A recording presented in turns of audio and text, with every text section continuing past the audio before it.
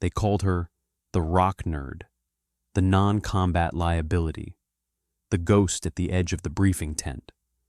When the canyon twisted into a kill box, their protocols failed, their courage faltered, and their captain screamed into the void. Then, the geologist fired one shot. The war in that valley ended, and they finally understood the silence she carried. The air in Fob's scimitar was a physical weight. It was a compound of pulverized feldspar, diesel exhaust, and the unslakable thirst of the Afghan sun. It coated the tongue, gritted in the teeth, and settled deep in the lungs. To the Marines of Echo Company, it was the taste of deployment. To Dr. Aris Thorne, it was an aerosolized geological survey, a story told in particulates. She could identify the distant shimmer of muscovite schist in the haze and taste the iron tang of weathered hematite carried on the wind from the eastern ridges.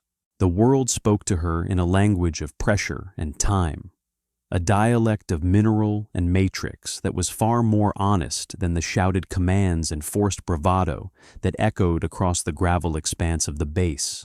Her workspace was an anomaly, a small island of quiet methodology in an ocean of tactical readiness. Tucked away beside the motor pool, under the dubious shade of a camouflage net that sagged like a weary animal, was a simple steel table. On it, she had arranged her instruments with a surgeon's precision. A petrographic microscope, its brass fittings gleaming dully in the filtered light. A set of Mohs hardness picks, aligned in ascending order. A digital caliper. And most importantly, the core samples. They were cylinders of rock, extracted from the valley floor and the surrounding cliffs, each labeled with a grid coordinate and depth. To the passing Marines, they were just rocks, drab, inert, useless. To Aris, they were pages from the valley's autobiography, written over 60 million years. She would sit for hours, a pair of fine-tipped tweezers in one hand, a brush in the other, cleaning the dust from a freshly cleaved surface of gneiss, her focus absolute. Her stillness was unnerving to the men and women trained for constant motion. She didn't fidget. She didn't scan the perimeter. She simply existed, a point of immense calm, her attention sinking down through layers of biotite and quartz, reading the history of ancient violence in the shear zones and micro-fractures. She was a civilian attachment, a geologist contracted by the Department of Defense for a reason no one in Echo Company quite understood. The official explanation was terrain analysis for strategic infrastructure development, a phrase so bland and bureaucratic it invited immediate suspicion and ridicule.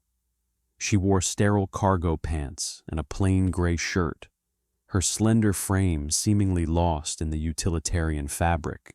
Her face was a study in neutrality, her eyes the color of wet slate, and they missed nothing. She moved with an economy of motion that felt less human and more like a law of physics, a conservation of energy. The Marines, creatures of overt strength and visible hierarchy, didn't know what to make of her, so they settled on mockery, a tool as old as soldiering itself. She was pebbles. Dr. Dust, or most commonly, just non-com, a clipped, dismissive term for a non-combatant, a liability, a spectator. Aris was aware of the names. She heard them in the mess hall, caught the smirks as she passed the firing range. The words were like pebbles tossed against a mountain. They made a brief, insignificant sound and fell away, unable to affect the immense, silent mass of her purpose. Her mind was occupied with more significant things. She was mapping the acoustic propagation properties of the valley's crystalline greenstone belt. She was modeling the tensile strength of the granite intrusions and the predictable cleavage planes of the mica-rich schists. She was building a multi-layered, four-dimensional model of the canyon system in her head, a model that included not just its physical shape, but its resonant frequencies, its thermal expansion coefficients, its response to seismic and kinetic shock. The valley was an instrument, and she was learning how to play it. The antithesis to her silence arrived in a cloud of dust and fury. Captain Eva Rostova commanded Echo Company. She was a product of the modern Corps, sharp-edged and aggressive, her authority worn like a second skin of body armor. She was tall and broad-shouldered, with a voice that was a blunt instrument, designed to hammer home orders and crush dissent. She believed in overwhelming force, rigid adherence to doctrine, and the unquestionable sanctity of the chain of command. She saw the world as a series of threats to be neutralized and objectives to be seized. Nuance was a weakness. Silence was an absence of action. And the quiet geologist cataloging rocks at the edge of her command was a profound, grating irritant. Rostova's contempt was not subtle.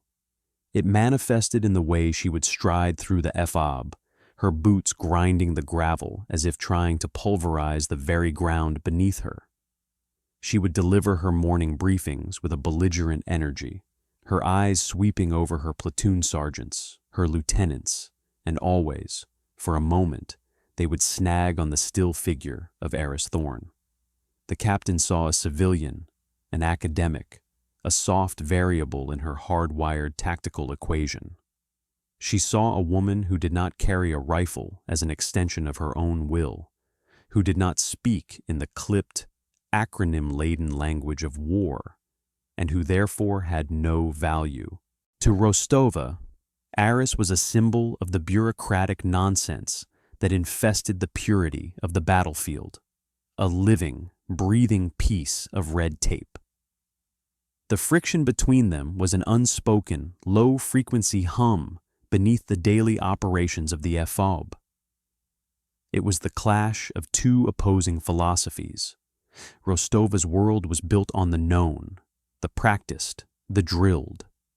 Her solutions were drawn from the Fleet Marine Force manuals, doctrines written in the blood of past conflicts. Eris's world was one of underlying systems, of invisible forces and interconnected complexities. She did not seek to impose her will upon the environment. She sought to understand its will and to align her actions with it. One was a hammer, the other a tuning fork, and they were about to be sent into the same resonating chamber. The challenge, when it came, was as public and unsubtle as the captain herself. It happened in the pre-dawn chill, inside the canvas walls of the Tactical Operations Center.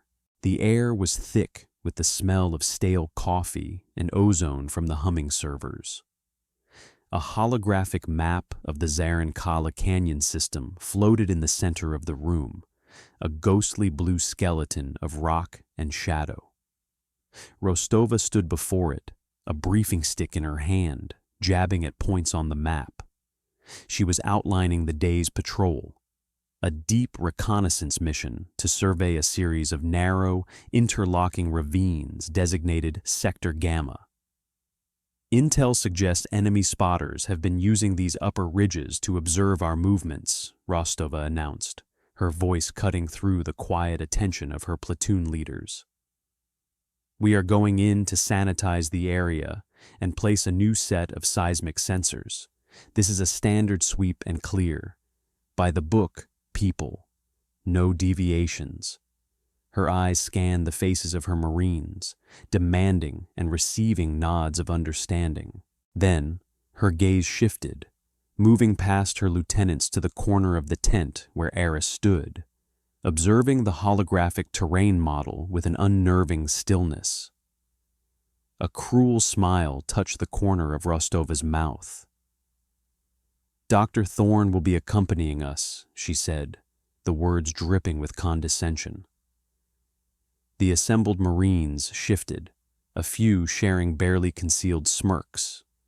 This was a familiar part of the captain's performance. Rostova turned her body to face Aris directly, making her the focal point of the entire room. "Tell me, Doctor," she began, her voice loud in the confined space, "will your rocks be providing fire support today? Or are you just coming along to collect souvenirs?" The silence that followed was heavy and uncomfortable. It was a direct and public humiliation, a power play designed to reinforce the captain's dominance and cast Aris as a useless appendage. The platoon sergeant stared at the floor. The lieutenant studied the map. They were all complicit in the captain's theater of contempt. They were Marines. She was an outsider. The lines were clearly drawn. Aris did not flinch. She did not blush or look away. Her slate-gray eyes lifted slowly from the holographic map and met the captain's hostile glare. For a moment, she simply held the contact, her expression unreadable. The air in the tent grew thick with tension. It felt as if a physical force was building between the two women. The kinetic energy of Rostova's aggression meeting the immense potential energy of Aris's silence. When Aris finally spoke, her voice was low and calm, utterly devoid of emotion. It was not a sound of defiance, but a statement of fact, as impersonal as a geological report. "The lithology dictates the terms of engagement, Captain," she said, her words precise and clear. "I will be observing acoustic propagation through the crystalline greenstone formations at the canyon's convergence point. My presence is non-negotiable per the mission directive."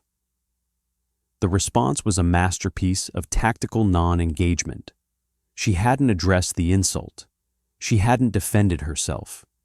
She had simply stated her purpose in technical language that was opaque and alien to the room, and then reminded the captain, indirectly, that her own authority in this matter was superseded by a higher directive. She had taken Rostova's blunt instrument and deflected it with a surface so smooth and hard it offered no purchase.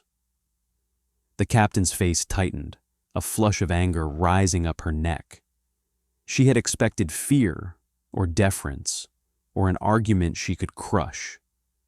She had received a calm, impenetrable statement of purpose. "Just stay out of the way, Thorn," Rostova snapped, turning back to the map with a sharp, angry motion. "And if we make contact, you hit the dirt and you pray. That's your only function." She jabbed the briefing stick at the map again, her movements now jerky and overly aggressive. The moment had passed, but the tension remained, a lingering static charge. Aris, her point made, had already returned her attention to the holographic canyon, her mind tracing the faint, almost invisible lines of the fault zones that ran through the simulated rock like veins. The Marines saw a canyon. Rostova saw a tactical problem. Aris saw a weapon waiting for a trigger. The patrol moved out an hour later, a column of armored vehicles pushing a plume of ochre dust into the morning air. The sun was a merciless hammer, even at this early hour. Aris rode in the back of the lead MRAP, a position of relative safety that Rostova had assigned with a sneer. The vehicle was a steel box, the air inside hot and vibrating with the roar of the engine. Through the narrow slit of the ballistic glass, Aris watched the terrain change. The alluvial plains gave way to jagged foothills, the rock growing older, harder, more complex with every kilometer. She was not idle. In her lap was a ruggedized tablet displaying a live feed of ground-penetrating radar data, overlaid with her own topographical and geological maps. She was watching the world beneath them, the hidden architecture of the earth. She noted the transition from sedimentary layers to the hard, metamorphic rock of the Zarin Kala Massif. This was ancient terrain, rock that had been subjected to unimaginable heat and pressure, folded and broken and reformed over eons. It was unstable. It was resonant. It was alive with a deep, slow energy that the Marines, with their focus on the surface world of men and machines, could never perceive. Beside her, a young corporal named Jin was checking the comms link for the third time. He was competent and quiet, one of the few Marines who had never actively participated in the mockery of her. He had once asked her a genuine question about the difference between granite and basalt, and had listened intently to her answer. Now, he glanced from his comms unit to her tablet, his curiosity piqued by the complex shifting patterns on her screen. "What are you looking for, ma'am?" he asked, his voice low enough not to carry to the front of the vehicle. Eris pointed a finger at a swirling nexus of red and blue lines on the display. "Acoustic channeling," she replied, her voice just as quiet. "This canyon isn't a simple gorge cut by water. It's a series of intersecting fault lines. The rock faces aren't smooth, they're faceted, like a poorly cut gem. Sound doesn't travel in straight lines here. It reflects, it refracts, it folds back on itself. A single gunshot can have a dozen echoes, each arriving from a different direction at a different time."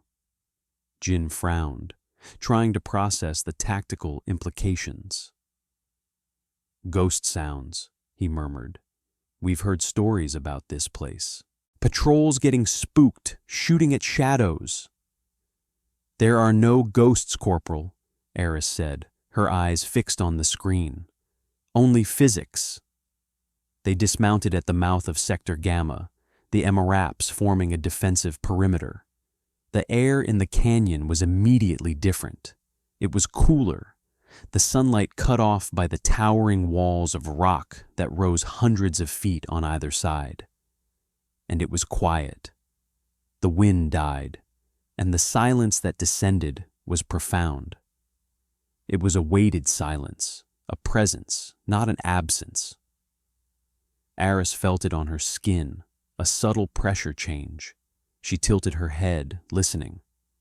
She heard the faint drip of water from a hidden seep, the skitter of a lizard on a high ledge, the impossibly amplified sound of her own breathing.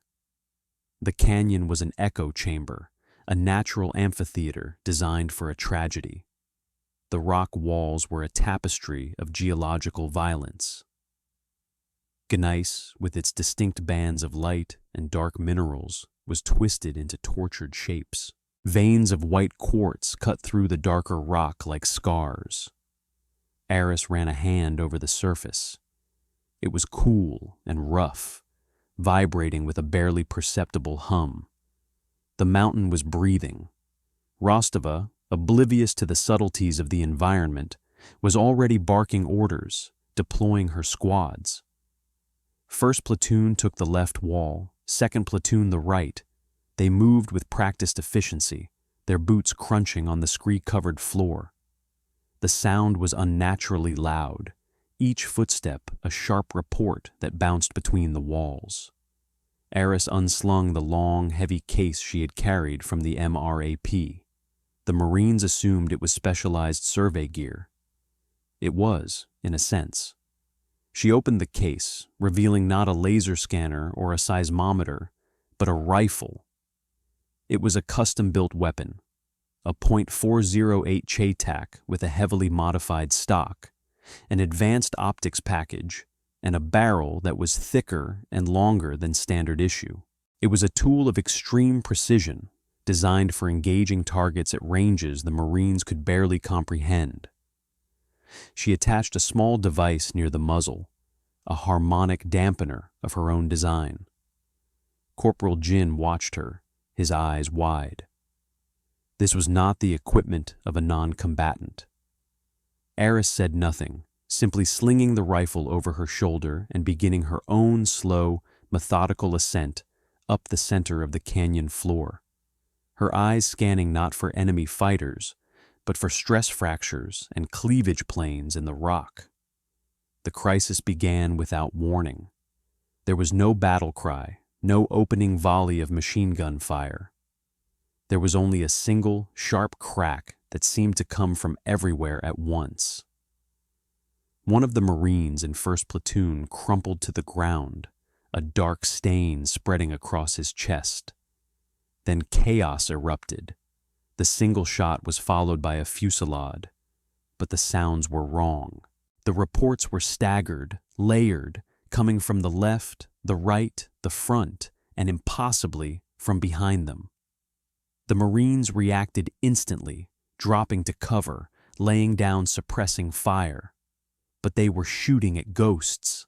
Their muzzle flashes lit up empty ledges and blank rock faces. The enemy was invisible, their positions masked by the canyon's treacherous acoustics. "Contact front! No! Contact left! Everywhere!" The radio channels exploded with confused, panicked shouts. The disciplined fire of the Marines became sporadic, then desperate. They were pouring ammunition into the rock, their bullets whining and ricocheting in all directions, adding to the sonic chaos. Rostova was yelling into her handset, her voice tight with strain. "Give me a target! Somebody give me a goddamn target!" But there were no targets. The enemy was a phantom, their bullets finding flesh with chilling precision while the Marines shot at echoes. Another man went down, then a third, Chaude. They were caught in a perfectly designed kill box, a trap made not just of interlocking fields of fire, but of weaponized sound itself. Rostova tried to implement standard doctrine. She ordered a squad to bound forward to try and flank the perceived enemy position. They were cut down in seconds, pinned by fire that seemed to originate from the very rock they were using for cover. She called for air support, her voice cracking with desperation. "Scimitar actual, this is Echo 6. We are in a TIC, I repeat. Troops in contact. Danger close. Requesting immediate chaos on grid." The response from the FOB was garbled, broken by static. The canyon walls were interfering with the radio signals, trapping them just as effectively as the Marines themselves. Her authority, built on the solid bedrock of protocol and overwhelming force, was fracturing. The book had no answers for this. Her hammer was striking at smoke. She screamed into the dead radio, a raw sound of pure frustration and fear. While the battle raged, Aris was not seeking cover. She had moved to the center of the canyon floor, a place of suicidal exposure, and had gone to one knee. She was not looking for the enemy. She was watching the walls. She was not listening for muzzle reports. She was listening to the echoes. The Marines saw chaos. Aris saw a pattern. Her mind, a finely tuned analytical engine, was processing terabytes of sensory data. The slight delay between the bullet's impact and the sound reaching her position. The Doppler shift of the ricochets. The way the sound waves reflected off a concave surface of schist versus a flat plane of granite. And she was watching the dust. Every enemy round that missed struck the canyon walls. To the Marines, these were just misses. To Aris, they were data points. A tiny puff of gray dust from a gneiss formation told her the bullet's trajectory. A spray of glittering particles from a quartz vein told her its velocity. She ignored the primary muzzle flashes, which were cleverly concealed and misleading. She focused on the secondary and tertiary impacts, the places where the ricochets struck the stone. She was reverse engineering the ambush, tracing the paths of the bullets back through the chaotic acoustics to their true points of origin. It was a complex four-dimensional geometry problem, and she was solving it in real time, under fire. The main sniper nest, the one coordinating the attack, was the key. It was positioned high up, nestled in a place that offered perfect concealment and a commanding view of the canyon floor. Its shots were the deadliest, the most precise. But it was the source of the most complex echoes, a deliberate tactic to sow confusion. Eris's mind sifted through the noise, filtering, isolating, triangulating. A puff of dust on the left wall, a 0.72-second delay, a secondary impact on the right wall, 300 meters down canyon, a harmonic echo that registered a fraction of a second later from a concave rock formation behind her. The data coalesced. It formed a shape in her mind, a clear and undeniable vector pointing to a single spot. It was not a cave or a ledge. It was a seemingly solid wall of rock, a sheer face of banded gneiss nearly 800 meters away. There was no visible enemy. There was no cover. There was only the rock. But Eris knew. The model in her head was complete. The physics was undeniable. She calmly rose to her feet, the chaos of the firefight seeming to part around her. Her movements were slow, deliberate, a stark contrast to the frantic scurrying of the Marines.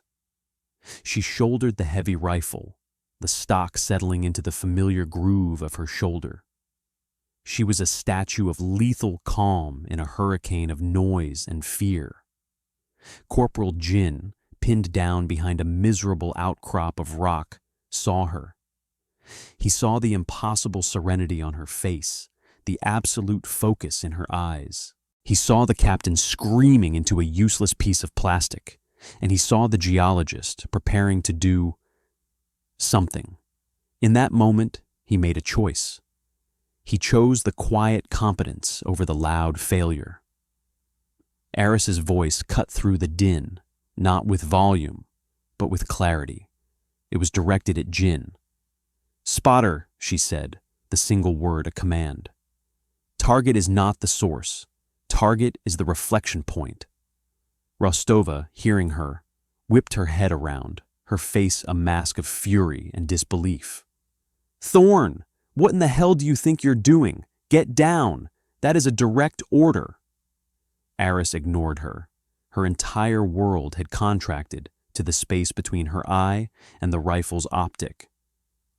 Jin, ignoring his captain's shriek, crawled over to Eris, pulling his spotting scope with him. He trusted what he had seen. "Ma'am?" he asked, his voice shaking slightly. "Azimuth 334, Eris instructed, her voice a low murmur. "Elevation plus 17 degrees. You will not see a target. You will see a microfracture in the gneiss formation. It will appear as a hairline shadow, about 3 meters below the primary overhang. Confirm." Jin put his eye to the scope, his hands trembling as he made the adjustments. He scanned the sheer rock face. It looked solid, impenetrable. Then he saw it, a faint, almost invisible line, exactly where she had said it would be, a flaw in the stone. I have it," he stammered. "I have the shadow." "Hold it," Eris commanded softly. She took a breath, letting half of it out. Her heartbeat slowed. The cacophony of the battle faded into a dull roar at the edge of her perception. Her mind was filled with calculations. The distance, 782 meters. The ambient temperature, 38 degrees Celsius. The wind, negligible in the canyon depths. The Coriolis effect at this latitude. The spin drift of the .408 projectile. The specific density and tensile strength of the banded gneiss she had studied from the core samples. She was not aiming at a man. She was aiming at a theory of catastrophic structural failure induced by harmonic resonance. She fired. The report of the rifle was unlike any other sound in the canyon. It was a deep, resonant boom, a bass note that seemed to shake the very foundations of the rock. It was not the sharp crack of the enemy's rifles or the staccato bark of the Marines' M4s. It was the sound of immense power, precisely delivered. The heavy projectile, traveling at nearly 3,000 feet per second, crossed the canyon in less than a second. It struck the rock face, not with a simple chip or puff of dust, but with a sharp, piercing impact that sent a visible ripple across the stone, like a pebble dropped into a pool of water. For a heartbeat, nothing happened. The Marines who had noticed her shot stared, bewildered. She had missed. She had shot at a solid wall. Rostova opened her mouth to scream at her again. Then the mountain answered. A low groan began, a sound that came from deep within the earth. It was the sound of immense friction, of millennia of stored pressure being released. The hairline fracture Eris had targeted, spider-webbed, white lines racing across the dark face of the gneiss. The groan became a grinding roar. The entire section of the cliff face, a sheet of rock 50 meters high and 20 meters wide, weighing thousands of tons, began to move. It didn't explode. It delaminated. It peeled away from the mountain with a terrible, slow finality. It slid downwards, gaining momentum, shattering into colossal pieces that bounced and crashed down the slope, pulverizing everything in their path. The sniper nest, nestled in a hidden crevice behind that seemingly solid wall, was not just blocked or suppressed. It was obliterated. It was buried under 100 feet of rock and geological time. The avalanche was not a random act of nature. It was an act of applied physics, a targeted event, a kill. A profound, unnerving silence descended upon the Zarankala Canyon. The shooting stopped instantly. The echoes died. The only sound was the distant clatter of the last few rocks settling and the faint ringing in the ears of the soldiers. A thick cloud of gray dust, the powdered remains of the cliff face, billowed out and drifted slowly down the canyon, coating everything and everyone in a ghostly film. The ambush was over. The remaining enemy fighters, their command element erased from existence, their psychological advantage shattered by an event that must have seemed like the wrath of a god, were already melting away into the high crevices, their only thought on survival. Every Marine in Echo Company was frozen, staring. They looked from the radically transformed cliff face, a raw, fresh scar on the ancient mountain, to the solitary figure standing in the center of the canyon floor. Eris Thorne stood calmly, lowering her rifle. She ejected the single-spent casing, the small brass cylinder making a tiny, metallic sound as it hit the rocky ground, a sound that was shockingly loud in the absolute stillness. She didn't look triumphant. She didn't look relieved.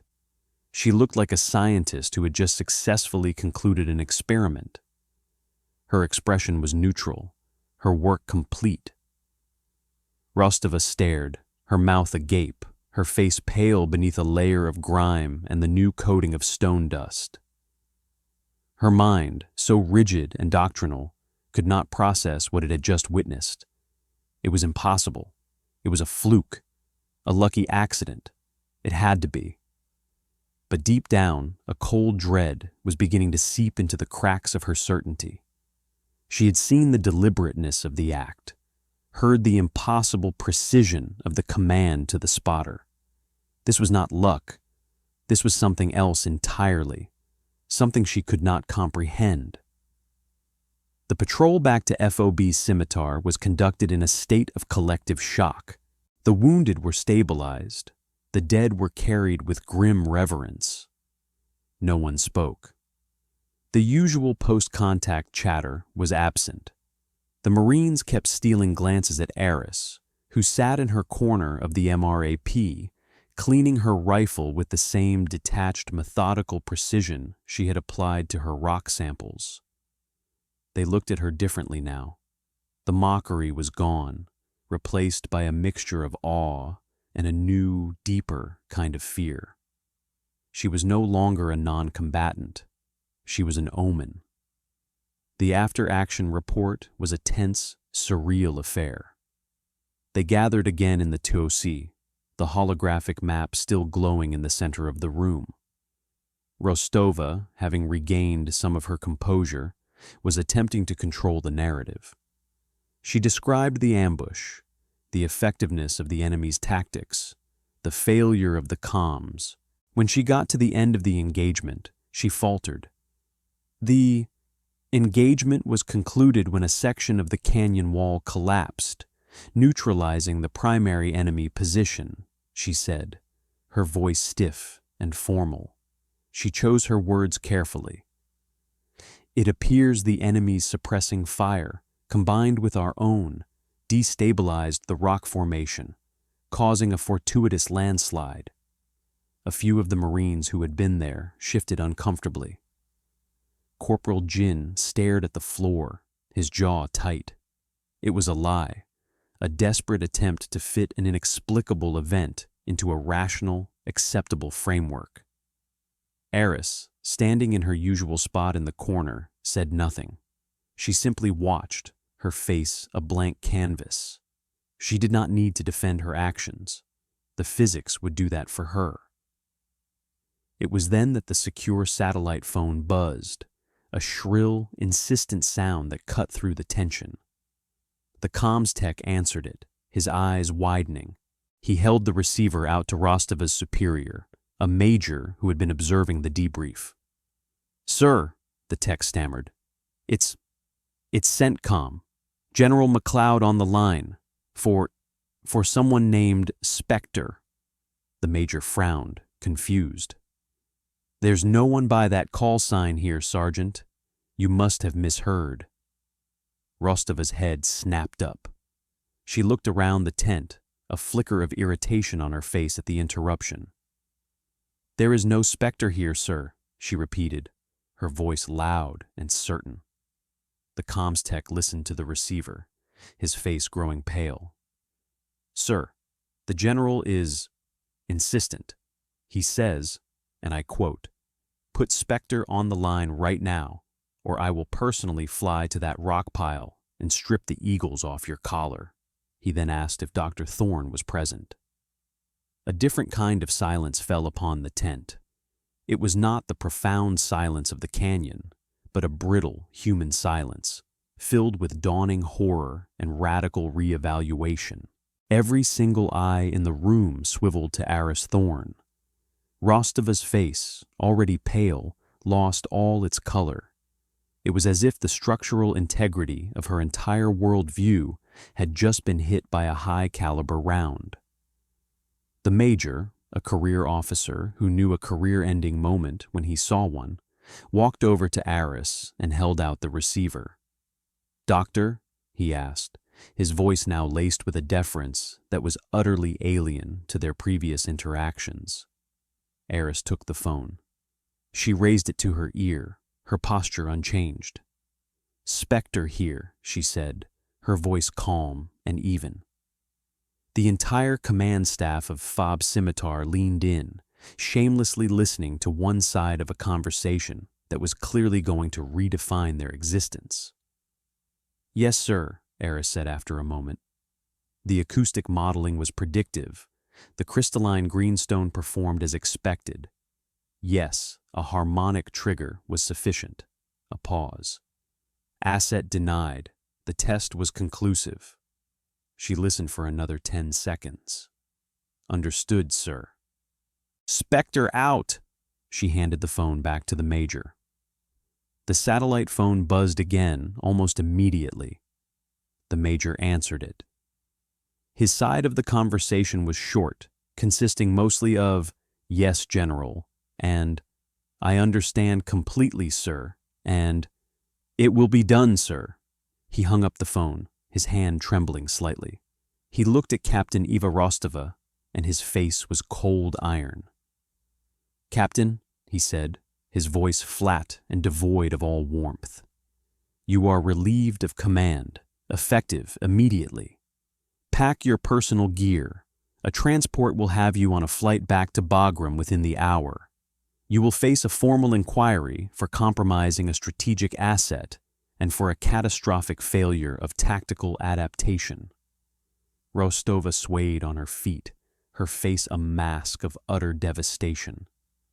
Her authority, her career, her entire identity had been dismantled in the space of 30 seconds by a ghost and a phone call. She looked at Eris, her eyes pleading for an explanation, for some context for the ruin that had just befallen her. Eris simply met her gaze, her expression offering neither pity nor triumph. It offered only the silent, implacable truth. The revelation rippled through the fob like a seismic shockwave. Dr. Eris Thorne, the quiet geologist, the rock nerd, was not a scientist. Or rather, she was not just a scientist. She was Spectre, a legendary, almost mythical asset from a deep black operations group within the DoD. A unit that didn't use soldiers, but weaponized scientists. Physicists who could manipulate electromagnetic fields. Biologists who could engineer targeted plagues.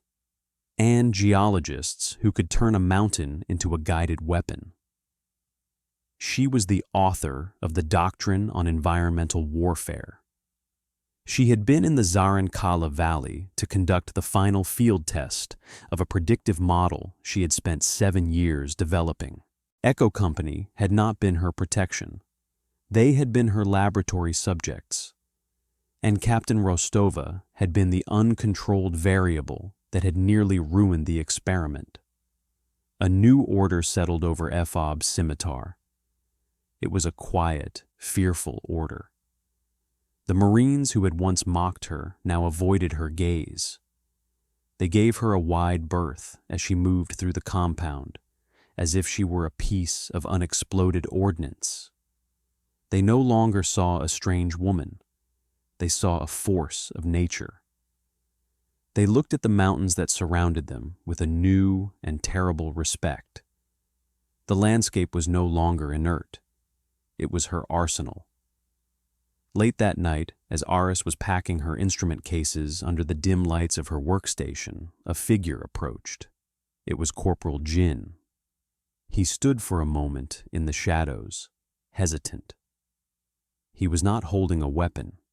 He was holding a small, flat piece of the crystalline greenstone, its green and white bands clear in the poor light. Doctor, Spectre, ma'am, he began, stumbling over the titles. He held out the rock. When you were in the talk, before the patrol, what did you mean when you said the lithology dictates the terms of engagement? Aris stopped her packing. She took the piece of rock from his hand. She felt its weight, the texture of its grain, the faint coolness of its core. Her fingers traced the lines of its formation. It was a language she understood intimately. "The battlefield speaks, Corporal," she said, her voice softer than he had ever heard it, quiet as dust settling in a sealed room. "It tells you where to walk, where to hide, where the silence is a lie, and where the rock is hollow." Captain Rostova tried to force her will onto the canyon. She tried to make it fight on her terms. But the canyon was older and stronger. It had already set the rules. She looked from the rock to his face. Victory isn't about having the loudest voice or the biggest hammer. It's about listening to the battlefield so closely that you can hear it tell you how to win. She handed the stone back to him. He took it as if it were a sacred object.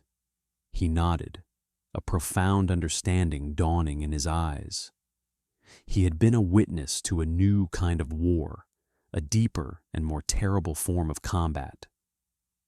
He turned and walked away without another word, leaving Aris to her work.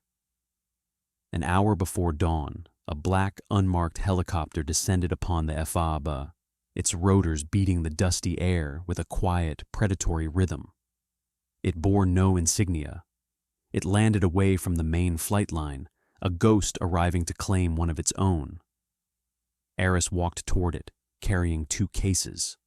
One held her rifle, the other held her rock samples. She had come with a theory. She was leaving with proof. She boarded the helicopter without a backward glance. The door slid shut, and the aircraft lifted into the darkness, disappearing as silently as it had arrived. She left behind a story that would be stripped from the official records, but would become a legend whispered in the barracks and briefing rooms of the Marine Corps for a generation. It was a cautionary tale about ego and ignorance, about the danger of underestimating the quiet ones. It was the story of the geologist who was mocked as a non-combatant and who, with a single, perfect shot, had commanded the very stones to rise up and end a war. She was never a Marine, but she taught the Corps the ultimate lesson. The most dangerous weapon on any battlefield is not the one that makes the most noise, but the one that understands the silence. She was the ghost in the rock, the echo in the canyon, and the architect of a victory born not of fire and steel, but of pressure, time, and one perfect shot.